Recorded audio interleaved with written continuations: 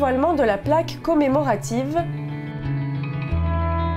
Le maire de Fréjus, David Racheline, et le vice-président de la transition de la République gabonaise, Joseph Owondo-Béré, ont inauguré ensemble un rond-point de la ville à la mémoire du capitaine Charles Ntchoréré, officier français originaire du Gabon, formé à l'école des officiers d'outre-mer de Fréjus en 1922.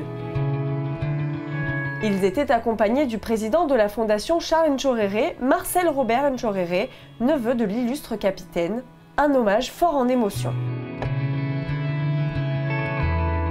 Un homme dont la bravoure l'a conduit jusqu'au sacrifice ultime, donner sa propre vie pour sauver les soldats placés sous son commandement. Il convient de réveiller la mémoire d'un homme qui a fait son devoir jusqu'au bout. C'est ce que nous faisons aujourd'hui à Fréjus en inaugurant ce rond-point, désormais dénommé rond-point du capitaine Charles Ntchoréré. Fréjus, berceau des troupes coloniales, est fier d'avoir vu passer un homme de cette envergure, qui enrichit l'histoire de notre ville et qui nourrit aussi nos idéaux. Que vive le souvenir du capitaine Ntchoréré, que vive l'amitié et la fraternité entre la France et le Gabon.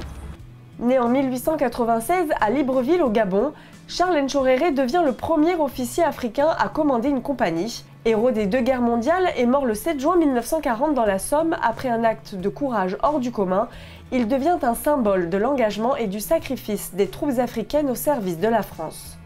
L'inauguration de ce rond-point, situé dans la partie militaire de la ville de Fréjus, et donnant accès au musée des troupes de marine est d'une portée hautement symbolique et en est la parfaite illustration. Loin de constituer un circuit fermé, ce lieu restera une porte ouverte, un point d'arrivée et de départ, mais aussi un carrefour où se croiseront des destins et des histoires. Ce rond-point si dédicacé marquera désormais une porte ouverte, une passerelle amicale et fraternelle qui maintiendra unis dans la mémoire collective le peuple du Gabon et les peuples de France.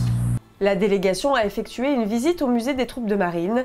Les personnalités ont eu une présentation de l'exposition temporaire sur le thème du débarquement en Provence. Côté exposition permanente, ils ont suivi l'épopée des soldats sur tous les continents qui ont participé à façonner l'histoire de la France dans le monde. La rencontre s'est conclue par un moment d'échange dans le cadre prestigieux de la Villa Aurélienne. Le maire a remis la médaille de la ville de Fréjus, le livre du 21e régiment d'infanterie de marine et la plaque de rue aux personnalités.